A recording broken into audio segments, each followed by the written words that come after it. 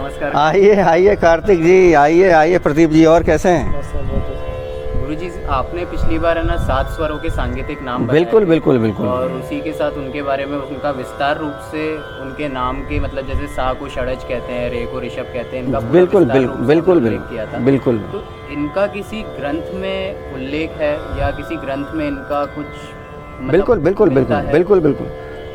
शास्त्रीय संगीत में चूँकि ये कला जी। है, और कला में नाट्य, चित्रकला और संगीत, इन तीनों कलाओं को लेकर भरत मुनि ने अपने नाट्य शास्त्र, एक बहुत प्राचीनतम ग्रंथ है भरत मुनि का, उसमें इसका विस्तृत, तीनों ही कलाओं का विस्तृत उसमें बताया गया है। और संगीत के बारे में भी उन्होंने उसमें बहुत कुछ उल्लेख किया है। स्वरों की उत्पत्ति के बारे में उसमें बताया हुआ है। उसके बाद में इन स्वरों, सारेगामापधनी जो 7 स्वर हैं, तो केवल सारेगामापधनी ये स्वर हैं, लेकिन इनको तैयार करने के लिए, इनको जैसे कहते हैं ना अपन कि आभूषण, जैसे स्त्री का आभूषण, स्त्री सुंदर दिखने के लिए आभूषण पहनती है, वैसे ही संगीत को सुंदर बनाने के लिए जो संगीत के पलटे, जिसको अलंकार कहते हैं, इन सब बातों का उल्लेख नाट्यशास्त्र में मिलता है, और वो अलंकार उसमें दिए गए हैं।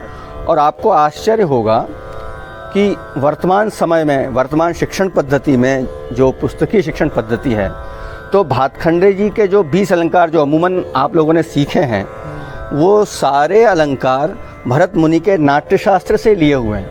सा एक बार, फिर सा, फिर रे रे रे, ग ग ग, सा रे रे ग ग म, ये जो 20 अलंकार नाट्यशास्त्र में तो बहुत सारे अलंकार दिए हैं, उसमें से 20 सिलेक्ट करके भातखंडे जी ने अपनी पुस्तक में प्रारंभिक स्तर के विद्यार्थियों की तैयारी के लिए उस पुस्तक में दिए हैं। और फिर हम कलाकार लोग और आप लोग भी जब रियाज़ कर लेते हैं, आप भी फिर बहुत से अलंकार अपने पलटे बना लेते हैं, तो वो सारा उल्लेख भरत के नाट्य शास्त्र में हमको देखने को और पढ़ने को मिलता है।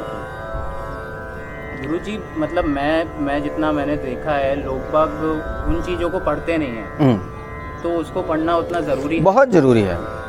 मैं अक्सर, तुमको मालूम है, सब लोगों से चर्चा करता हूँ कि कोई भी कला हो, कि वैसे ये प्रायोगिक कला है, प्रैक्टिकल कला कहते हैं, लेकिन आज के वर्तमान युग में समझने और समझाने के लिए पढ़ना बहुत ज़रूरी है। आप ये देखिए कि अगर पुस्तक रूप में संगीत, अगर हमारे को भातखंडे जी, पलुस्कर जी या और जो उसके बाद के संगीतकार हुए, अगर ये पुस्तक रूप में हमारे सामने नहीं रखते, तो शायद ये संगीत जो राजाश्रय में था, वो राजाश्रय तक ही रहता और ये समाप्त हो जाता। आम आदमी तक पहुंचने के लिए, उसको समझाने के लिए पुस्तक रूप में संगीत होना आवश्यक है। लेकिन वो पुस्तकों में लिखे हुए बातों को, पुस्तकों में लिखे हुए बंदिशों को, या जो अच्छी बातें हैं, उनको हमको प्रायोगिक रूप में अपना कर अपने कला का विकास हमें करना होता है। तो 7 स्वरों के बारे में हमने पिछली बार बात की थी, तो आपके मन में और कोई प्रश्न हो तो आप पूछ सकते हैं। 7 स्वरों के अलावा भी कोई मतलब और कोई स्वर हैं जिनके द्वारा संगीत? अच्छी बात है। 7 स्वर मुख्य हैं, मेन हैं, जिसके बेस पर 4-5 स्वर और बने हैं, जिनको हम कोमल और तीव्र के नाम से जानते हैं। रे कोमल, ग कोमल, ध कोमल, नी कोमल और म तीव्र। अब ये कोमल और तीव्र क्या है? आप तो जानते हैं, पर म तीव्र क्यों हुआ? म तीव्र इसलिए हुआ कि उसका जो साउंड है, म तीव्र से मतलब होता है कि जो शुद्ध स्वर है, उससे चढ़ा हुआ जब कोई स्वर होता है तो वो तीव्र कहलाता है, और जो उतरा हुआ स्वर होता है वो कोमल स्वर कहलाता है। वो 7 स्वर में से ही, 7 स्वर के बाहर नहीं है। जैसे सा और रे स्वर हैं, तो उसके बीच का जो रे के नीचे जो साउंड होगा, सा रे के बीच में जो साउंड होगा, वो कोमल रे होगा। तो अगर रे और ग के बीच का अगर कोई साउंड होगा तो उसको क्या कहेंगे हम? रे और ग के बीच का जो साउंड होगा, उसको क्या नाम दिया जा सकता है? कोमल ग। कोमल ग। म और प के बीच का जो साउंड होगा, उसे क्या कहा जाएगा? तीव्र म। Very good, very good. ऐसे ये 12 स्वर हुए हैं। दुनिया का सारा संगीत कहीं का भी संगीत हो, इन 12 स्वरों से मिलकर बना हुआ है। तो शुद्ध स्वर 7 और 4 स्वर कोमल और 1 स्वर तीव्र, लेकिन वो कोमल और तीव्र स्वरों को मिलाकर उसको हम विकृत स्वर कहते हैं। मतलब 2 प्रकार के स्वर हैं, शुद्ध स्वर और विकृत स्वर। सारेगमपधनि ये शुद्ध स्वर हुए, रेगाधनि ये कोमल स्वर हुए, और तीव्र जो म है वो 1 हुआ। इस प्रकार से 12 स्वर हैं। इन 12 स्वर से दुनिया भर का संगीत बना हुआ है। और ये मैं नहीं कह रहा हूँ या संगीतकार नहीं कह रहे हैं, ये प्राचीनतम ग्रंथों में इसका उल्लेख है। और इन्हीं 12 स्वरों से कंपोजिशन, मतलब जितनी भी बिल्कुल जितने भी राग रागनियाँ हैं, जितने भी दुनिया भर का संगीत है, चाहे वो फिल्म संगीत हो, वेस्टर्न संगीत हो, हमारे हिंदुस्तानी संगीत में राग हों, वो सारे के सारे इन 12 स्वरों से ही बने हुए हैं। अब यह है कि वो राग के रूल के हिसाब से जब हम रागों की बात करेंगे तो वो सारे नियम सब उसमें आएंगे, और वैसे वैसे फिर हम उसका अध्ययन करेंगे, उसको समझेंगे। लेकिन 12 स्वरों से बना हुआ है। चाहे कोई, आप देखिए मज़े की बात कि 12 स्वर होते हुए भी उसके उतार चढ़ाव इतने सारे हैं। अब सारेगमपधनि अगर तीव्रमा कर दें तो 7 स्वर हैं हमारे पास, जिसको हम यमन कह देते हैं।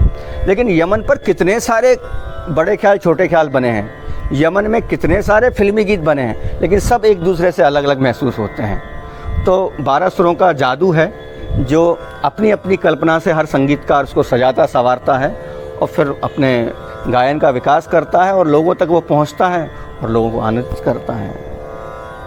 धन्यवाद गुरुजी। बहुत बहुत आपके द्वारा ये जो हम आप मतलब गुरु शिष्य परंपरा के तहत जो हम काम कर रहे हैं जी, उसके द्वारा ही मतलब आम लोगों को भी इसकी जानकारी बिल्कुल जिनको इसके बारे में बिल्कुल मतलब जो बेसिक नॉलेज है ना, बिल्कुल वो हमें बेसिक नॉलेज बहुत ज़रूरी है। ये नहीं मिलती, अब थ्योरेटिकल बातों पर चर्चा ही नहीं होती है। अब एक बात और इसमें साथ में बता दूं मैं आपको कि इसकी एक स्वर लिपि है। जैसे आपने मुझे कोमल तीव्र के बारे में मैंने बताया आपको, तो कोमल स्वर जो होता है उसकी पहचान क्या है? अगर मान लीजिए कोमल रे लिखना है हमको, तो क्या करना पड़ता है उसके लिए? नीचे अंडरलाइन नहीं है वो उसको आड़ी लाइन कहते हैं। यानी किसी स्वर के नीचे लाइन खींच दें हम, माइनस जिसको कह दें, लेकिन संगीत की भाषा में उसको आड़ी लाइन कहते हैं। ये आपने बताया, लेकिन अधिकतर स्टूडेंट को नहीं पता। हाँ। वो नीचे लाइन खींचता है। हाँ, लाइन उसको मालूम होना चाहिए। हाँ। उसको मालूम होना चाहिए। आजकल नहीं हो पाता। बिल्कुल, किसी भी भाषा को समझने के लिए उसके पूरे अक्षरों का ज्ञान हमको होना चाहिए, उसके चिन्हों का ज्ञान होना चाहिए। तो भातखंडे जी ने एक स्वर लिपि भी प्राचीनतम है, लेकिन भातखंडे जी ने अपनी एक स्वर लिपि बनाई जो वर्तमान समय में हिंदुस्तान में इस्तेमाल हो रही है। दक्षिण भारत पद्धति की बात छोड़ दें हम, उत्तर भारतीय संगीत जिसमें हम सब लोग आते हैं, जो सीख रहे हैं, उसमें उन्होंने एक स्वर लिपि बनाई है। तो आज हम 4 बातें समझे हैं। 7 स्वर होते हैं, वो 7 स्वरों सारेगमपधनि उनके नाम हैं जिन पर हम पिछली बार चर्चा कर चुके हैं। उसके बाद में हमने संगीत के नाट्य शास्त्र पर बात की, जहाँ से वो अलंकार हमको अभ्यास के लिए प्राप्त हुए। और उसके बाद 7 स्वर, तुम्हारे प्रश्न के अनुसार 7 स्वर के अलावा और कौन से स्वर हैं? तो 4 कोमल, 1 तीव्र, ऐसे 12 स्वरों से दुनिया भर का संगीत बना है।